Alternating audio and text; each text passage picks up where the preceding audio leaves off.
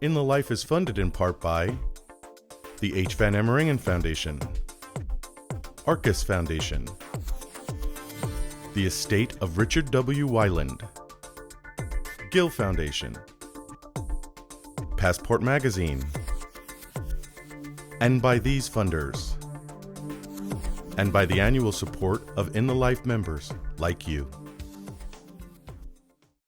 Tonight on In the Life, how anti-gay rhetoric has evolved. From the past homosexual activity is not tolerated to the present. Let's leave it up to the families to decide when something is age appropriate. Language has evolved. Attacks against our community have evolved too. They don't ever say they're anti-gay or we don't like gay people. They come up with other words. And how young conservatives are responding. The opponents of LGBT issues, they're losing. This is not the direction our state or our nation should be headed. My philosophy is that the government should get off your back, out of your wallet, and away from the bedroom. Then, the LGBT community fights back in Minnesota. I want to be able to marry the person that I love, and that's about as simple as it gets. The sexual orientation curriculum policy literally erased gay people. We were tired of being harassed and tormented, and we wanted to make a change. We brought everybody together. And we're married. There was nothing for you to hide. Make a comment.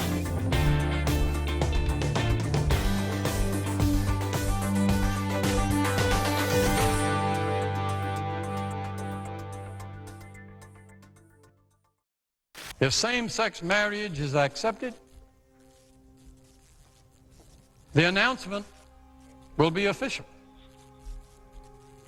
America will have said that children do not need a mother and a father. Back in the 1980s and 90s, I think that there was a great deal of hostility and fear toward gays and lesbians that was much more widespread than it is today. The legal recognition of same-sex marriage would be social engineering beyond anything in the American experience. Now in 2012, staunch conservatives are questioning the use of anti-gay rhetoric. I think the gay rights issue makes the party look like it isn't a modern party. It doesn't understand the modern world. I think the Republican Party is trying to keep the traditional values ingrained in the best way they can, but they're not actually listening. With the advancement of LGBT civil rights, how are arguments against issues like marriage equality and the repeal of Don't Ask, Don't Tell changing? Michelle Bachmann, I think, sort of combines arch-conservative language, being anti-government. I will permanently shut down the Department of Education and with anti-LGBT language as well. Every time states have put this bill before the American people, they have voted in their states to retain the traditional definition of marriage as between one man and one woman. I think the LGBT movement has moved the ball so far that now it's harder for those who are anti-gay to explicitly articulate their homophobia, so they have to hide and disguise what they're doing. And you see a lot of that when they talk about family values, they talk about traditional marriage and those types of things. There are sexually confused children who could be pushed into a lifestyle that I don't think is appropriate with them. Language has evolved. The LGBT community and our advocacy has evolved, and attacks against our community have evolved too. The language of conservatism is designed to make people afraid of change. And it's historically been the case for 100 years. When militaries throughout history of the greatest nations in the world have adopted the policy that fine for homosexuality to be overt, they're toward the end of their existence as a great nation. Go back to the 40-hour work week or the idea of having a weekend. That's going to ruin us. It's going to take away freedom from business people. Any type of progressive change, they always said that this would lead to the end of the world. And in absolutely no instance have they been proven right. This is done. With President Obama signing the repeal to end the Don't Ask, Don't Tell policy, conservative 2012 presidential candidates reinvigorated old arguments to support reinstating the ban. You're going to put them in a very odd and uncomfortable environment. A lot of people, I believe, are going to leave. I think a lot of folks are not going to join who otherwise would have joined, and that's going to hurt our readiness. It's going to hurt our ability to defend this country. The debate around repeal of Don't Ask, Don't Tell absolutely forced people to confront preconceived notions that they had of the gay and lesbian community. And it was in the papers. And there were stories about people who had done heroic things in war and were willing to die for their country, and somehow they weren't allowed to serve with integrity and be honest about who they were. In the years since the repeal, studies have shown the reality of the repeal of Don't Ask, Don't Tell has proven conservative arguments to be wrong. Every indication we've had is things are fine. And even the surveys done by the Comprehensive Repeal Working Group showed that the fear was biggest amongst people who didn't know somebody who was gay. Because what is it? It's fear of the unknown. How far will conservatives take anti-gay rhetoric? Recently, 2 states, Tennessee and Missouri, have embedded anti-gay rhetoric into controversial Don't Say Gay bills, which ban teachers from discussing homosexuality in schools. Conservatives like Tennessee's Stacey Campfield defended the bill when asked about it on CNN. Let's leave it up to the families to decide when something is age appropriate, when it isn't age appropriate, when their children are ready to talk about those issues. Let's leave it up to the families to decide how they want to handle that issue. And in Missouri, State Representative Zach Wyatt had a personal stand to make on this legislation. My name is Zachary Wyatt, and I'm Missouri's 2nd District State Representative. I've served in the Missouri House for the past 2 years. I grew up in a town of a population of about 550, Novinger, Missouri. You know, all of us know everyone where I come from. Agriculture is our #1 industry. My district consists of a lot of conservative people. When I was in high school was when I embraced the Republican Party. I was actually registered as a Republican on my 18th birthday. Yeah, and then so RSVP for the fair. My big thing is I'm not a one-issue person, and no one should be. We are for fiscal responsibility and smaller government. And that's what led me to come to the Republican Party. On May 2, 2012, Representative Wyatt responded to the advancement of House Bill 2051 with the bold decision to come out. I am not the first or last Republican to come out. Being gay has never been a Republican or Democrat issue, and it should never be. With national attention on the Missouri House of Representatives in regards to House Bill 2051, I'm compelled to still speak out against. When I saw the Don't Say Gay bill, I was angered. It really hurt me to think that a lot of these colleagues that I serve with on the floor actually put their names on this bill.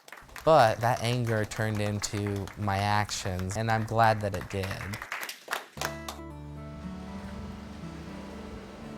Being the only openly gay Republican elected to state legislature in the nation, I'm glad that we're getting out there.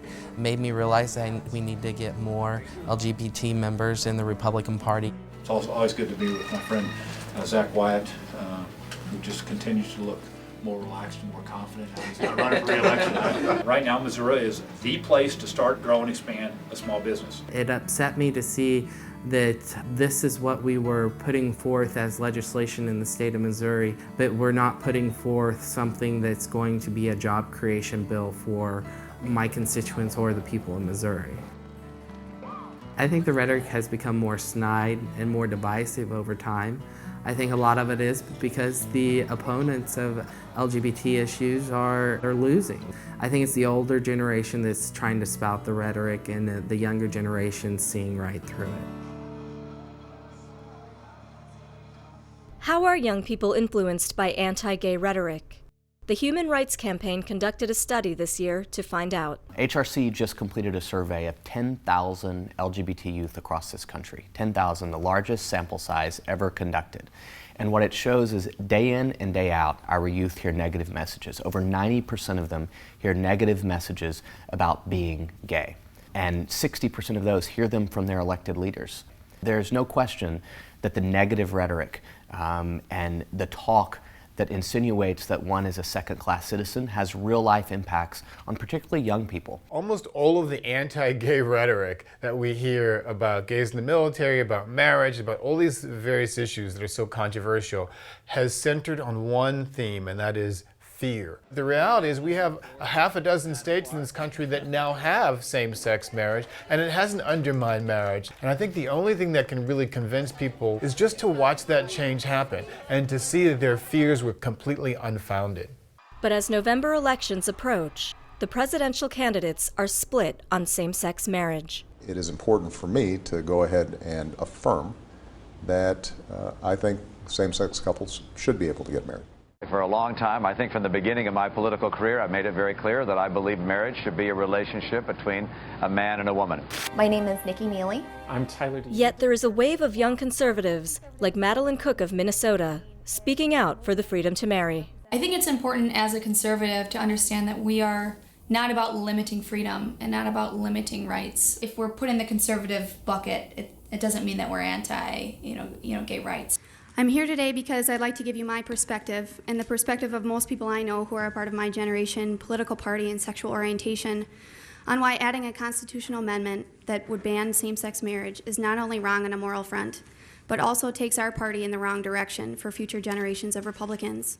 All of the public opinion research shows a majority of young Republicans support marriage equality. In fact, if you look at polling across the board, the vast majority of young people not only support marriage equality, and by the way, that's regardless of their region of the country, their religious affiliation, and their party affiliation, they go a step further. They can't fathom that that's even a debate. You've got, a much younger cohort, people under the age of 40, who are very split on this issue. They are not uniformly against the idea of same-sex marriage. And so, over 50% of young people under the age of 40 are in favor of the freedom to marry. Now that the Democratic Party has decided to include language that accepts same-sex marriage into their national convention platform, many are wondering how the Republican Party will respond. Richard Tassay, who is a gay Republican running in Massachusetts, is fantastic for the Republican Party. He looks very much like a Republican politician with a great head of hair and a great mind, and I think that he is absolutely instrumental to showing the party this is what a gay Republican looks like. My hope is to be able to go to Washington and be a congressman who happens to be gay, rather than a gay congressman. It's up to me to really prove myself. The notoriety actually on a national level may help me be a better congressman on the local level. My philosophy is that the government should get off your back, out of your wallet, and away from the bedroom. And I think here in New England, that resonates. My partner and I live together. We own a business together. I would not have run if he did not think it was a good idea. Obviously, the party over the past few years hasn't lived up to what its original purpose was. And the Republican Party was a party that was founded on the basis of equality. Historically, there are trends and waves that take place, and we're in one right now. And I don't think that there's anything that's going to happen that's going to push back the advances that have been made. People will look back 10 years from now and say, well, what was the big fuss about? I think most people understand that we'll never have true equality in this country unless you have people on both sides of the aisle that are willing to stand up when an issue comes up and say, you know what, we should treat everybody equally, we should treat everybody fairly under the law. If I can play a role as part of the Republican caucus, being able to do that, I think I will be able to move the ball a little further along and hopefully pave the way for other people behind me.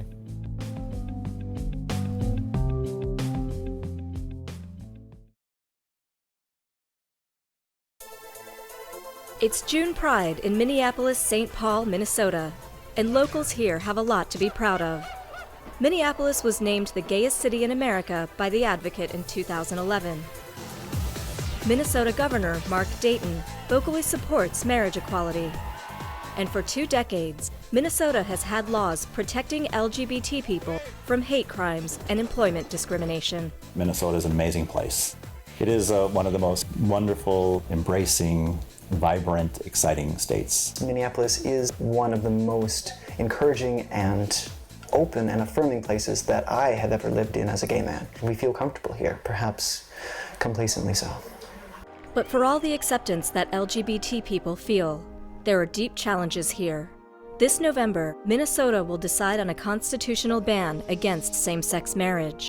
And less than 30 minutes drive away from the joy of the parade, students faced the unthinkable in a community called Anoka Hennepin.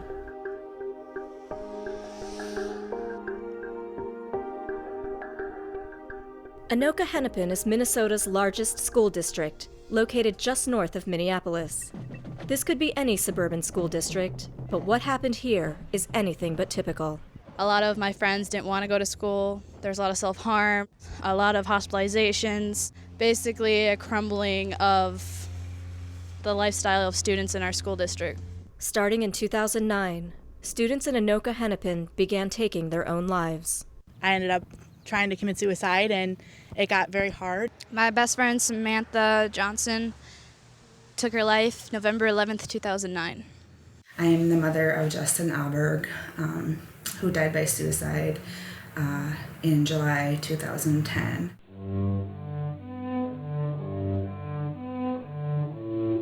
One of the victims was 15-year-old Justin Auberg, an accomplished cello player. He came out to me when he was 13, but then after he died, I found out that he was outed like a few months before that. And many of his friends told me, like, all of his guy friends, except for one, stopped being friends with him or started teasing him. And these two boys, I guess, grabbed him in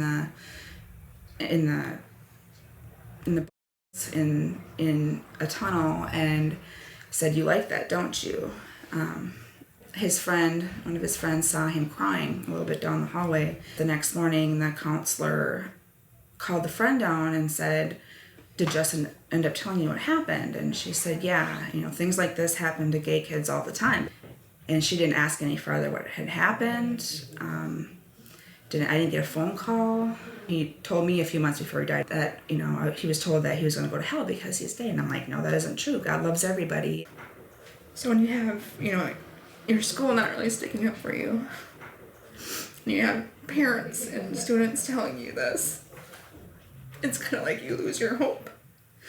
Because he believed in God. He would always wear a cross. And thinking back, I don't remember him wearing that cross last few months before he died. From 2009 to 2011, 8 other students had also taken their lives, a total of 9 suicides in the school district. Dr. Daniel Reidenberg, managing director of the Minnesota-based Suicide Awareness Voices of Education, was the first to label the deaths a suicide cluster. When we talk about a suicide cluster, we're really talking about the defined community where you have a certain number of people, more than 2, in a short amount of time, all dying by suicide, and somehow they're connected. In Anoka, Minnesota, I did talk about it as a cluster of suicides. There were many that were afraid to. But the reality is that it's best to identify it and define it as what it was. But what was the common thread? Attorneys at the Southern Poverty Law Center launched an investigation into what was happening.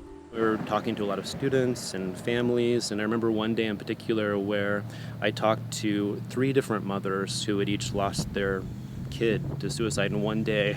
And what we were able to confirm is there was a shocking number of suicide deaths. What we also found is there was this hostile, anti-gay environment in the school that was contributing at least to some of them. We did find evidence that at least 4 of the students were LGBT or at least perceived as being gay. Jefferson Fitek, an openly gay middle school arts teacher who had grown up in the area, decided to do something about the atmosphere. I really just put the words out to kids that, you know what, you can come into my room in the mornings and you can be yourself. And so we really started to attract a lot of the kids who were, the goth kids, or maybe didn't wear the best clothes, or were maybe feminine or too masculine. And so my room became affectionately known as the land of misfit toys. But by talking about homosexuality, Jefferson was violating a school policy called No Homo Promo, stating homosexuality would not be taught or addressed as a normal, valid lifestyle. In 2009, the policy morphed into the Sexual Orientation Curriculum Policy, that staff shall remain neutral on matters regarding sexual orientation. The sexual orientation curriculum policy literally erased gay people. they didn't exist. There were teachers who received a memo that if you were in support of these kids, that you were violating the policy and you could be terminated or worse. They came up with this gag policy. The way they sold it was saying, we're just neutral on the issue of sexual orientation. We're not for it, we're not against it, but basically it's better to be talked about by your families, your churches, at home, but not at school. We talked to kids who felt there was no one to reach out to. I've got death threats from people telling me if I didn't leave the city, they'd kill me. I've got people calling me fag, push me in the lockers, saying that I should just go kill myself and that no one really cared about me. I was bullied, harassed, tormented a ton for reasons because I had two dads. I was stabbed in the back of the neck, choked in the bathroom, called gay, faggot a ton. I was pushed down the stairs one time. I was urinated on by a student in the bathroom. Just called awful names. I was shoved into desks. I was locked in lockers. I had people call me sinners and throw Gatorade at me, and I had people actually take my personal photos and send them around the school.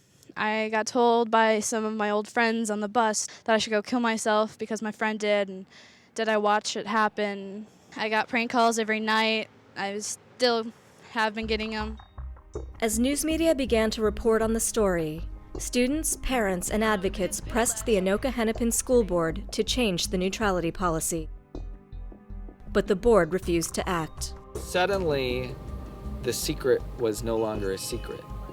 Suddenly, community members were talking about what these kids were going through. When confronted, school board members and the superintendent would say things like, "This is political, there's not a problem." We were tired of being harassed and tormented through school and seeing other kids being harassed and tormented, and we wanted to make a change.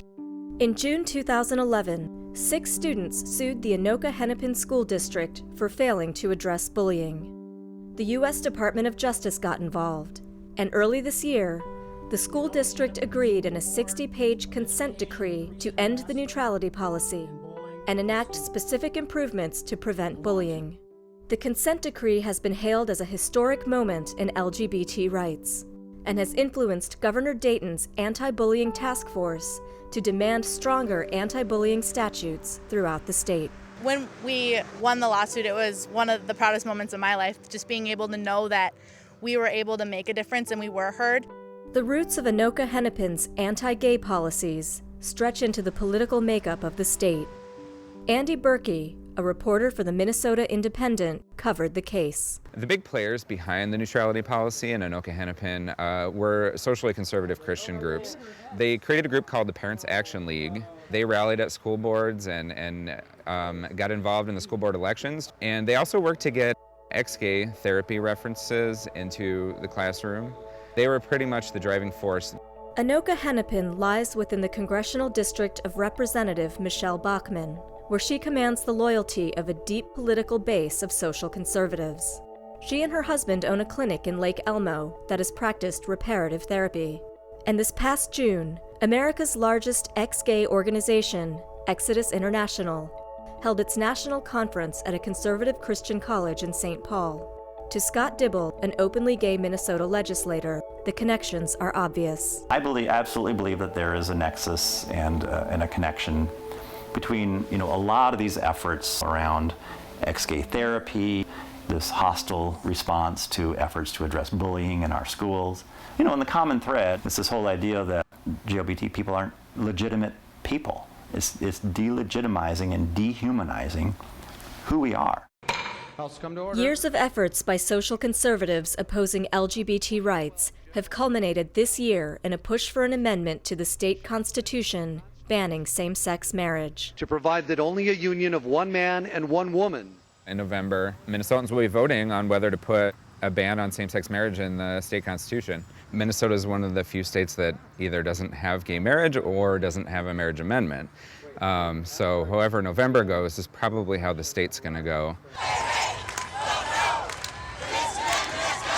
The response from pro-equality Minnesotans to the proposed constitutional amendment has been fierce. I'm fervently opposed to the amendment. We'd like our gay and lesbian friends to be able to make that same choice. I want to be able to marry the person that I love, and that's about as simple as it gets. We have to do everything we can to really stand up for the fundamental values that we all share in Minnesota. Minnesotans United for All Families was formed literally minutes after the legislature proposed this amendment to the Constitution. It was formed by our two statewide LGBT organizations, Outfront Minnesota and Project 515. Our opposition is actually silence. Our opposition is a lack of conversation in this state about why this amendment is so hurtful and divisive. The one-on-one conversations are the only way that we can defeat this amendment. And it's up to every one of us to have those conversations. It is conversations like these that Minnesota United hopes to start among families, friends, and religious groups. I got involved because Minnesotans United decided to create a faith department that's kind of unique in this kind of work and in this kind of campaign. You guys joking, right? No, we're serious. Seriously against limiting Minnesotans' freedom to marry. Sometimes we're reaching out to see if people want to have conversations with us, and sometimes they're actually calling us saying, we want to be able to have a conversation in our parish. Some conversations are already happening at house parties all across the state. Our opposition in 2012 is silence. Have the conversation, contribute, whatever's personally significant. People are counting on you. The strategy seems to be working, as polls show that the constitutional amendment is losing support. No matter how the vote in November turns out, for Tammy Auberg and the kids of Anoka Hennepin who marched at Pride, breaking the silence is a welcome change. Being public about it, we helped maybe one more kid out there, one more teenager, one more middle-aged person accept who they are and see that it's not right to be treated as an unequal person. Thank you for watching In the Life. Visit our website at itlmedia.org to join us for a special online discussion about anti-gay rhetoric. Justin's gift came about because both myself and Tammy's feeling that these kids needed something positive to grab onto. We started out having social events where LGBT youth and their ally friends can come and just be themselves, have fun, be accepted. I really want all kids to feel safe and comfortable in my school. But I think things are definitely getting better, but we have a long way to go. In the Life is funded in part by the H. Van Emmeringen Foundation, Arcus Foundation, the estate of Richard W. Weiland, Gill Foundation, Passport Magazine, and by these funders, and by the annual support of In the Life members like you.